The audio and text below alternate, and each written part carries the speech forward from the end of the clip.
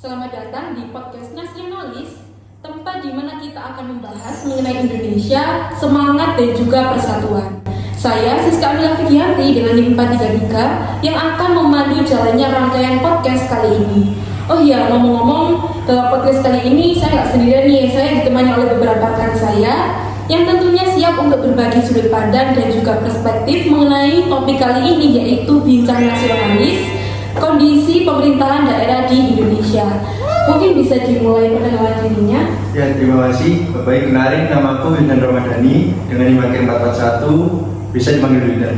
Aku Sebastian Nonarlen dengan NIM akhir 463, bisa dipanggil Leon.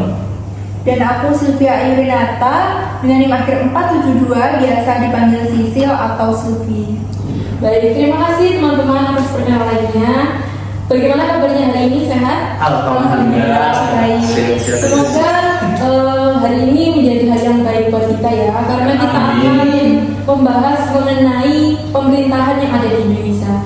Kita kan mahasiswa Prodi S1 Ilmu Administrasi Negara. Pastinya belajar mengenai pemerintahan dari berbagai negara. Salah satunya yaitu peran pemerintahan daerah di Indonesia itu sendiri. Nah, memahami peran pemerintahan daerah itu menjadi hal yang penting bagi kita. Bagaimana kita dapat mengetahui bahwa kebijakan yang diterapkan oleh pemerintah daerah itu apakah dapat memberikan dampak dan hal yang baik bagi masyarakat, seperti itu. Nah, menurut kalian nih, bisa diberikan gambaran umum apa sih pemerintahan daerah itu?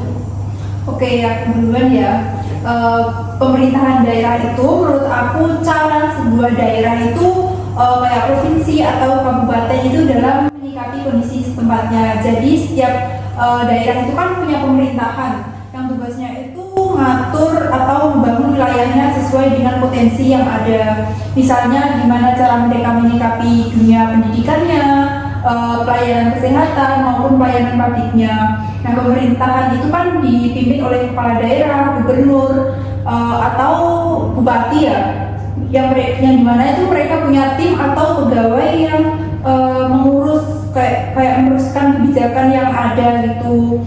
Tujuannya itu setiap daerah itu agar lebih mandiri dalam membangun potensinya. Kan setiap daerah punya potensi yang berbeda-beda ya, baik dari sumber daya manusianya maupun dari sumber daya alamnya. Jadi mereka itu dapat menyelesaikan masalah-masalah yang ada di dalamnya itu jadi lebih kompleks tanpa harus menunggu perintah dari pusat.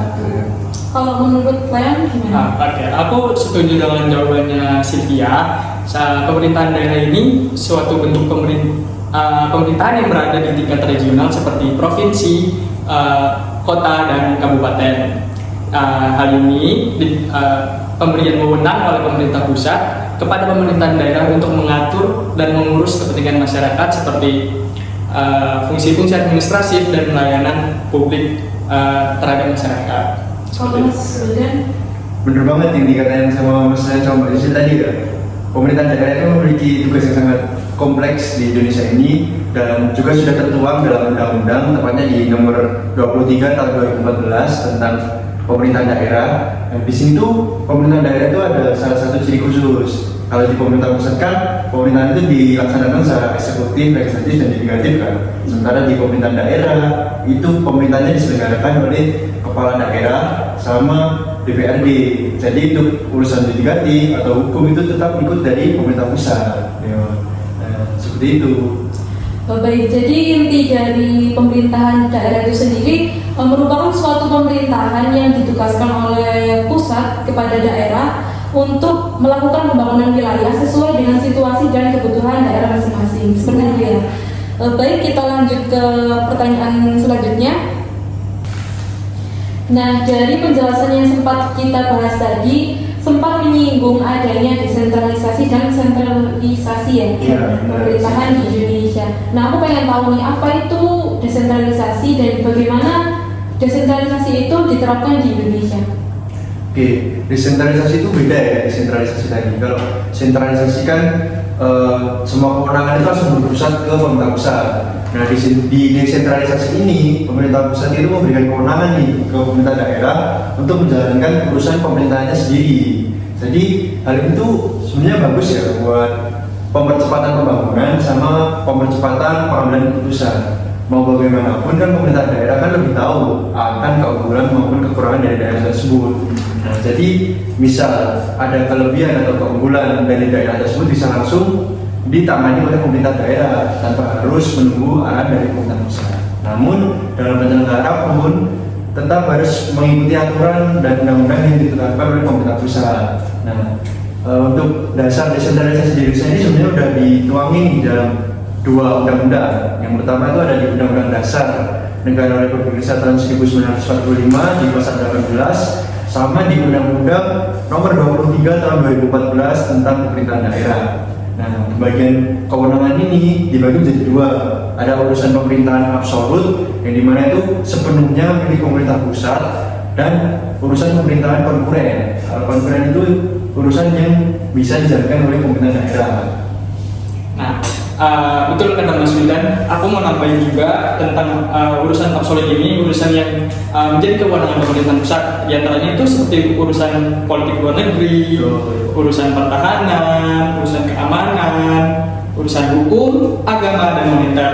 Nah, aku mau kasih contoh nih, seperti urusan keamanan dan pertahanan. Nah, mungkin kita ngelihat ada polisi, badan polisi yang ada di daerah kita. Yeah. Namun komandonya ternyata itu tetap berada di pada komando pemerintahan pusat. Jadi pemerintah daerah tidak memiliki kewenangan terhadap urusan-urusan pertahanan dan keamanan tersebut. Mau nambahin lagi nih Mas Leon tentang urusan hukum nih ya. Kan tadi udah sempat aku singgung kalau di pemerintah daerah itu cuma diberi kewenangan urusan pemerintah oleh kepala daerah sama legislatifnya di DPRD. Sementara untuk yudikatif hukum itu tetap mengikuti dari atas, yaitu dari Mahkamah Agung. Nah, di setiap kota kan ada yang namanya Pengadilan Negeri. Itu memang cabang dari Mahkamah Agung langsung dari pusat, bukan dari pembentukan dari pemerintah daerah itu sendiri. Sama yang agama nih, kan gak lucu kalau setiap daerah kan membentuk agama sendiri kan. Jadi untuk urusan agama itu ini memang langsung diserahkan ke pemerintah pusat. Kan bahaya juga. Setiap daerah nanti ada agamanya sendiri-sendiri kan. Benar. Oh, Mbak Sylvia gimana? Oke, jadi secara garis besarnya berarti desentralisasi pemerintahan menurut Mas Rian sama Mas Wildan tadi, gampangnya kita ngomong itu pelimpahan sebagian wewenang dari pemerintah pusat ke pemerintah daerah gitu kan. Itu di Indonesia kan dikenal dengan otonomi daerah, yang dimana otonomi ini kan dengan otonomi pemerintah provinsi, kabupaten, dan kota itu kan punya kekuasaan ya, punya kekuasaan buat mengatur wilayahnya sesuai dengan potensi-potensi lokalnya yang ada, dengan tujuan supaya lebih fleksibel, cepat dalam pengambilan keputusan maupun penerapan kebijakan gitu ya. Tapi ada batas-batasannya ya, sesuai yang disebutkan sama Mas Leon tadi. Jadi tetap ada batasan yang dimana hal itu boleh dikelola oleh pusat ataupun tidak boleh diserahkan atau didesentralisasikan ke daerah. Gitu ya. Berarti dari beberapa pemaparan teman-teman tadi, desentralisasi di Indonesia itu dibentuk dengan tujuan untuk mewujudkan pemerintahan yang lebih responsif terhadap kebutuhan lokal sambil tetap menjaga keutuhan NKRI. Apakah seperti itu? Ya, benar. Nah, aku ingin tanya lebih lanjut. Tentunya kan dalam penerapan desentralisasi pemerintahan di Indonesia ini terdapat beberapa faktor. Entah itu faktor yang menghambat penerapan tersebut atau malah menjadi hal yang mendukung dan mempermudah penerapan dari desentralisasi. Dan menurut pemahaman kalian itu bagaimana? Menurut aku faktor-faktor yang dapat menyebabkan perbedaan antara pemerintah daerah ini seperti faktor-faktor geografis, terus faktor-faktor ekonomi, faktor-faktor sosial budaya dari masyarakatnya itu sendiri, seperti itu. Contoh seperti di kotaku, ke Jakarta, mungkin beda dengan kota-kota asal Mas dan Mbak sekalian. Seperti apa ya? Kalau misalnya di aku lihat mungkin highlight dari dinas-dinas di kota Jakarta ini seperti dinas perhubungan yang mengelola permasalahan-permasalahan kemacetan dan lain sebagainya. Terus ada dinas apa ya, seperti dinas pengelolaan kota dan sebagainya. Itu sih lebih ke arah gimana di Jakarta itu lebih ke arah gimana pengelolaan kota kita seperti itu. Ya, soalnya di Jakarta kan lebih ke kota yang metropolitan gitu, kota paling terbesar di Indonesia gitu. Nah, kalau ya benar sih yang dikatakan Mas Dewan, jadi otonomi daerah itu bergantung pada lokasi geografisnya tentunya, sama sumber daya alam yang dimiliki, terus ekonomi, sosial budaya dan segala macam. Kalau aku punya contoh sih di kotaku ya, di Ponorogo itu ada yang namanya Dinas Kebudayaan, Pariwisata, Pemuda dan Olahraga, disebut Parpora. Nah, perbedaannya kalau di daerah Madiun itu dinas kebudayaannya itu kalau tidak salah berdiri sendiri. Nah, perbedaan ini karena satu mungkin jumlah penduduknya misalnya. Mungkin jumlah penduduknya di Madiun kan lebih banyak. Jadi otomatis untuk mengurusi satu bidang kebudayaan itu dibutuhkan satu dinas yang berdiri sendiri, tidak bisa di-manager dengan dinas lain gitu. Terus luas wilayah juga berpengaruh tentunya. Kemudian penamaan dari setiap dinas di setiap daerah itu kan berbeda-beda misalnya. Misal kalau di daerah yang sumber daya alamnya ada laut, ada kelautannya itu pasti ada dinas kelautan. Kalau di daerah yang tidak memiliki sumber daya alam laut, tentu saja tidak ada dong dinas kelautan, kan gitu dong. Jadi jumlah dari dinas ini kan juga berbeda bergantung pada lokasi dan geografis dari daerah tersebut begitu. Oke, aku ada nih contoh seperti di Surabaya dengan kota asalku yaitu Trenggalek, itu kan juga berbeda ya. Contohnya di dinas kelautan di Surabaya itu kan meskipun jumlah penduduknya 3-4 kali lebih padat, tapi kan di Surabaya itu nggak ada dinas kelautan ya. Terus sedangkan di Trenggalek itu ada, soalnya memang daerah pesisir gitu kan. Terus di Trenggalek itu ada dinas kelautan yang dimana isinya itu untuk pengelolaan pemberdayaan nelayan lokal, pengelolaan sumber daya laut seperti ikan ataupun lebih ke konservasinya ke pantai gitu. Terus mereka itu juga bisa punya prioritas buat jaga lingkungan pesisir dan memastikan kesejahteraan komunitas dan nelayan itu. Dari yang dijelaskan tadi sempat disinggung mengenai beberapa faktor yang paling mendominasi, seperti yang dijelaskan oleh Mas Leo, yaitu kondisi geografis, ekonomi, sosial dan budaya dan lain sebagainya.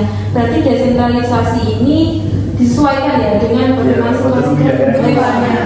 Oke, sepertinya Jakarta tadi yang fokus pada pengelolaan kota yang dikenal sebagai metropolitan, lalu Madiun dan juga Trenggalek, seperti itu. Nah, aku boleh nambahin nggak? Ya, boleh. Tadi ada beberapa otonomi daerah yang spesial di Indonesia, mungkin semuanya nggak tahu ya.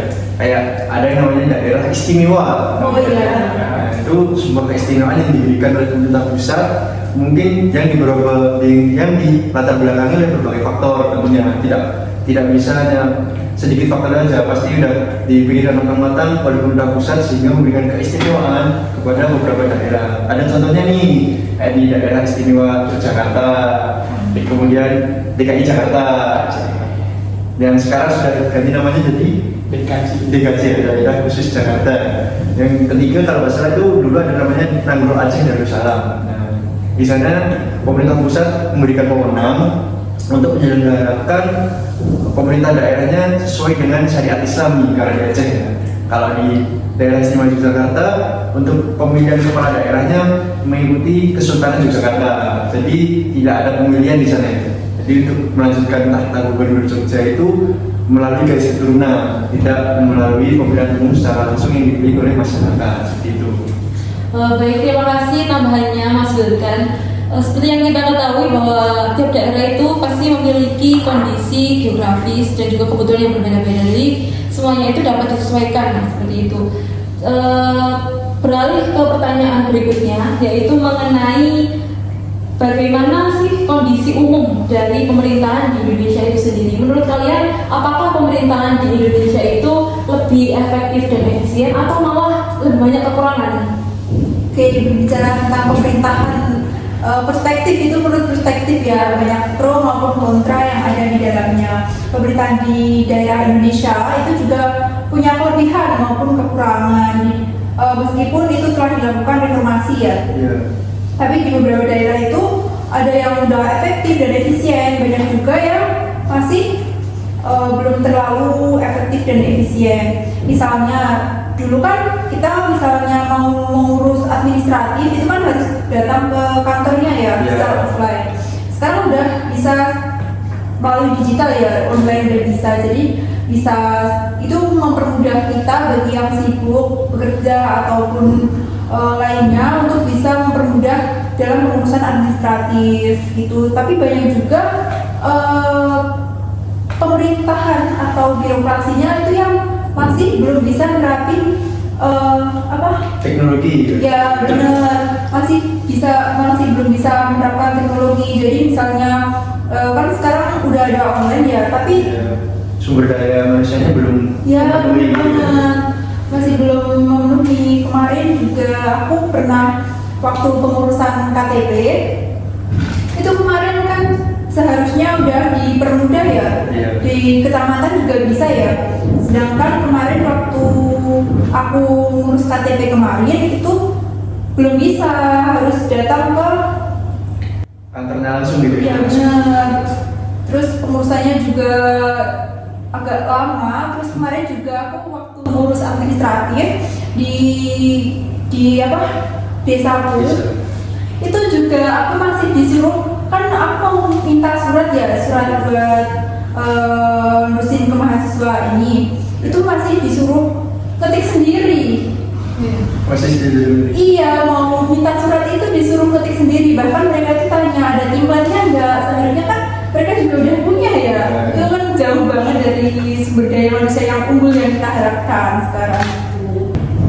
Aku setuju sih sama pendapatnya Mbak Sylvia, karena aku juga pernah mengalami hal itu waktu ngurus KTP. Waktu itu aku datang ke kecamatan mau ngurus KTP digital, tetapi ada pejabat di situ yang bertugas, tapi tidak melaksanakan apa yang seharusnya dilaksanakan gitu. Dan sama seperti Mbak Sisil, aku disuruh melakukannya sendiri dengan alasan aku nggak ngerti nih Mbak, di rumah banyak urusan, anak saya sekolah, malah curhat seperti itu. Jadi masalah pribadi, ya. Personal gitu. Jadi aku mengalami kesulitan sendiri gitu. Terus aku juga sempat agak greget ya, karena ini gimana sih? Ini seharusnya tugasnya, tapi kenapa malah kita sebagai masyarakat yang mengalami kesulitan disuruh mengatasi itu sendiri. Kalau menurut Mas Leon, gimana? Tadi kan kita bahas ya tentang sistem pemerintahan daerah kita, seperti apa namanya? Desentralisasi. Jadi kita benar-benar bergantung terhadap kemajuan dari daerah-daerah tersebut. Sedangkan kalau misalnya kita lihat ya dari berita-berita, masih banyak daerah-daerah tertinggal. Nah itu sih mungkin dengan penerapan tadi e-governance, seperti penerapan teknologi terhadap daerah-daerah yang terbelakang itu mungkin dapat membantu daerah-daerah tersebut untuk memberikan birokrasi yang lebih cepat lagi seperti itu. Iya. Aku juga mau nambahin ini. Sebenarnya itu beberapa pemerintah daerah ya ini sudah berusaha untuk melakukan digitalisasi ya namanya. Jadi pembuatan website, aplikasi dan sebagaimana macam lah. Nah tapi dalam pelaksanaannya itu terkadang itu masih error gitu maksudnya. Saya pernah itu ya melakukan suatu observasi di suatu desa lah, ada namanya.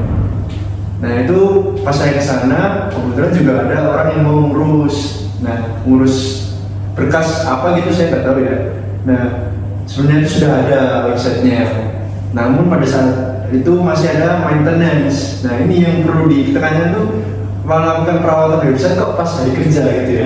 Harusnya tuh melakukan maintenance itu kan pas waktu-waktu malam hari lah, di waktu-waktu seusai pelayanan lah minimal. Jadi pada ya di luar jam kerja. Jadi pada saat itu akhirnya dengan website yang masih di maintenance tadi akhirnya pelayanannya jadi manual, jadi masih ngisi formulir dan sebagainya itu. Jadi ya itu tadi tantangan dari digitalisasi di Indonesia itu yang pertama tentu saja sumber daya manusianya. Iya, benar. Karena dengan teknologi secanggih apapun kalau manusia tidak bisa menggunakan kan sama saja. Dan yang kedua pasti pemerataan infrastruktur. Sebenarnya kan udah adanya proyek buat pemerataan internet gitu ya. Apa itu namanya yang kayak Korea ini mas? BTS. Itu kan sebenarnya tower itu kan difungsikan untuk menjangkau internet di daerah terpencil gitu. Tapi kan ya kita tahu sendiri akhirnya pejabat konoha ini seperti apa gitu. Jadi tantangannya di sektor pembangunan infrastruktur itu juga masih jadi tantangan sebenarnya. Idealnya kita fokus ke pemerintahan di Indonesia ya, ke lokal. Nah aku pengen tahu lebih luas lagi gimana sistem pemerintahan di Indonesia ini apabila dibandingkan dengan negara lain. Apakah mungkin lebih efektif dan efisien atau lebih lambat ya? Seperti itu.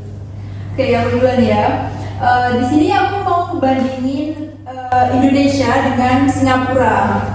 Ya, meskipun agak jauh ya ini perbedaannya, tapi kan kita tahu sendiri bahwa Singapura itu tidak punya sumber daya alam karena luas wilayahnya sangat sempit ya. Tapi kenapa kok birokrasi pemerintahan di Singapura itu lebih maju daripada di Indonesia gitu? Kalau kita bandingin perbedaannya ya cukup menarik ya, keduanya punya pendekatan yang sangat berbeda. Di sisi lain Singapura secara wilayah itu kan menerapkan sistem pemerintahan yang terpusat. Pemerintahannya itu kan sangat terstruktur ya, dengan birokrasi yang ramping dan efisien. Jadi dalam penerapannya itu lebih efisien dan efektif di sana dibandingkan di Indonesia yang memiliki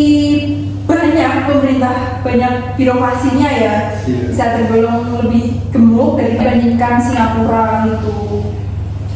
Aku setuju sih sama pendapatnya Mbak Sylvia, yang mana Singapura ini negaranya kecil ya. Iya benar. Dibandingkan ke Indonesia itu beda jauh banget dari sumber daya alam dan juga manusianya. Iya. Tetapi Singapura mampu dijuluki sebagai salah satu negara Yang efektif. ya, salah satu negara yang efektif dan juga apa ya? Negara maju istilahnya. Iya, dibandingkan dengan Indonesia itu sendiri seperti itu. Lanjut ke pertanyaan berikutnya, sebagai seorang mahasiswa. Nah, menurut kalian hal apa yang perlu dilakukan oleh mahasiswa sebagai kontribusi di pemerintahan Indonesia ini? Oke, kalau dari mahasiswa sendiri kan kita dulu sering kali dengar ya kalau misalnya mahasiswa itu adalah agen perubahan. Yeah. Nah, tadi kan saya juga jelasin tentang yang pas reformasi itu mahasiswa mengambil peran penting terhadap reformasi pemerintahan dari Soeharto. Nah, itu mungkin kontribusi kita adalah sebagai mahasiswa itu untuk menganalisis dan mengkritisi pemerintahan yang tidak baik seperti itu. Betul. Ya, Oh, Mas Wildan gimana? aku juga setuju sama dia sih. Kita sebagai mahasiswa itu seharusnya sudah sadar ya, jika memang sebagai agen perubahan kita itu harus tetap belajar dan kita harus bisa mengikuti perkembangan zaman. Jangan sampai kita tertinggal dari bahasa lain, jangan sampai kita tertinggal dari murid-murid yang lain, mahasiswa yang lain. Nah, kita harus tetap berusaha untuk meningkatkan soft skill kita di bidang teknologi terutama ya. Karena teknologi sekarang udah 5.0 malah sudah 5.0 Iya. mau 5.0. Jadi dengan perkembangan teknologi yang sebegitu cepatnya, digunakan AI di mana-mana. Nah, kita harus jadikan AI itu sebagai pendamping hidup kita, bukan kita malah bergantung. Iya. Jadi kita gunakan AI itu sebagai pendamping kita untuk melaksanakan atau ya intinya untuk mendampingi ya, bukan sebagai kebutuhan, bukan untuk menyelesaikan pekerjaan kita seluruhnya, tapi kita memanfaatkan AI itu untuk membantu menyelesaikan, tidak untuk mengerjakan seluruhnya. Aku mau nambahin ya, kalau ke ranah mahasiswa itu mungkin kita bisa terlibat dalam beberapa riset Ya, riset. Ya itu tentang isu-isu lokal atau kebijakan yang ada itu kita bisa speak up. Kan kita udah ada digitalisasi ya, udah sekarang itu zamannya media sosial ya, kita bisa kayak mengkritisi kebijakan-kebijakan pemerintah sesuai apa yang dikatakan Mas Bion tadi. Mungkin kayak aku mau nambahin juga, bisa dengan cara kita mengikuti komunitas-komunitas atau program-program untuk pengembangan masyarakat, sehingga kita tahu nih aspirasi-aspirasi masyarakat ini tentang masalah-masalah yang ada di kependudukan atau yang lainnya.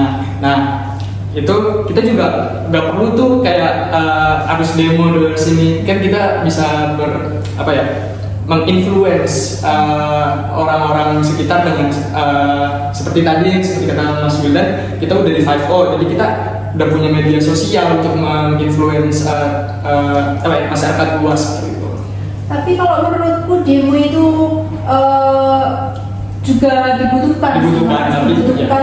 Kalau misalnya pemerintah itu kurang menyikapi kebijakan yang ada di media-media sosial itu, kita juga bisa turun aksi langsung ke demo supaya kita tuh dinotis sama mereka gitu. Karena kan sekarang kalau kita nggak demo ya, itu nggak bakal digubris juga. Iya, pemerintah itu kayak lebih mengabaikan dan beritanya itu tenggelam dari waktu dan waktu ya. Benar. Kalau di era sekarang sih, mungkin kalau bukan pengganti ya, sebagai alternatif selain itu no viral no justice. Jadi kalau viral dulu nggak akan ditangani. Jadi ya kita manfaatkan lah media sosial ini untuk menegakkan keadilan.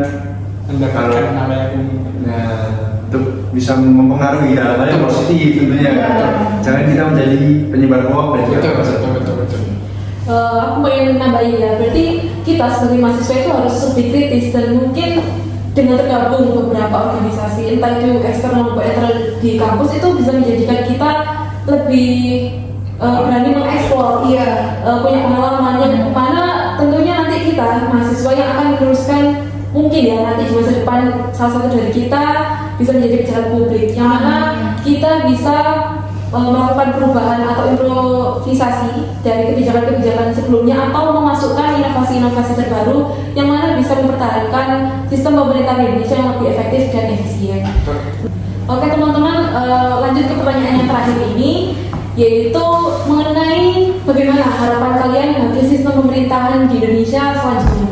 Nah, dari aku sendiri harapan untuk pemerintah itu adalah untuk meningkatkan pemahaman dan komitmen terhadap prinsip-prinsip good governance dalam pemerintahan tersebut sendiri.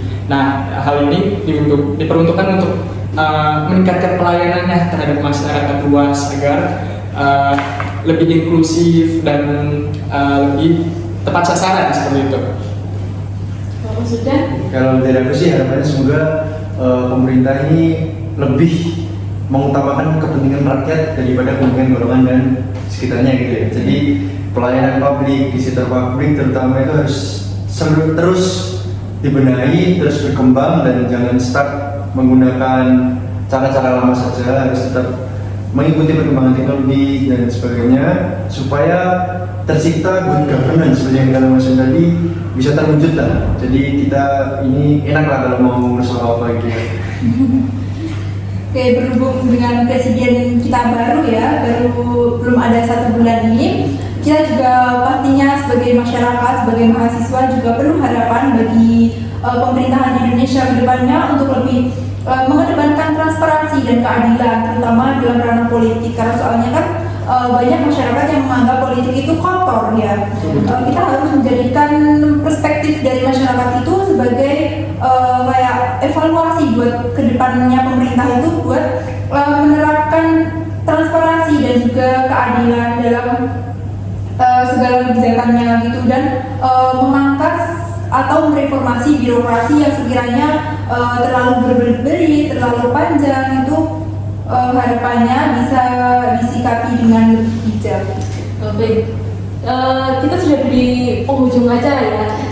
Dapat kita simpulkan dari diskusi kita kali ini bahwa Indonesia itu sistem pemerintahannya masih kurang efektif dan efisien, yang mana masih banyak sekali tantangan dan juga permasalahan yang harus diatasi dengan melakukan beberapa alternatif kebijakan. Lalu juga jika melihat upaya perbaikan sistem pemerintahan di Indonesia, bukan berarti sistem pemerintahan di Indonesia ini sepenuhnya buruk. Iya. Gitu. Dilihat dari bagaimana mereka berusaha untuk melakukan improvisasi, melakukan reformasi, ya, kepada pelayanan-pelayanan publik. Maka dari itu hal ini diharapkan dapat memberikan langkah positif bagi sistem pemerintahan Indonesia yang lebih efektif dan juga efisien.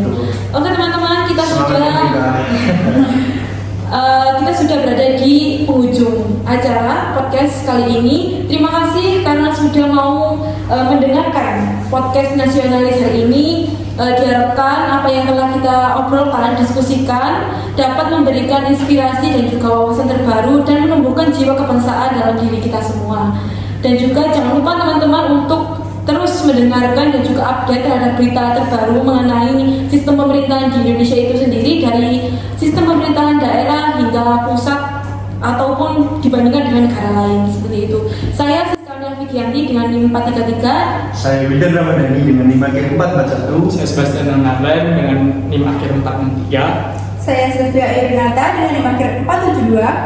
Sampai jumpa di lain waktu. Semoga apa yang kita diskusikan kali ini bisa memberikan manfaat bagi teman-teman semua. Terima kasih. Terima kasih.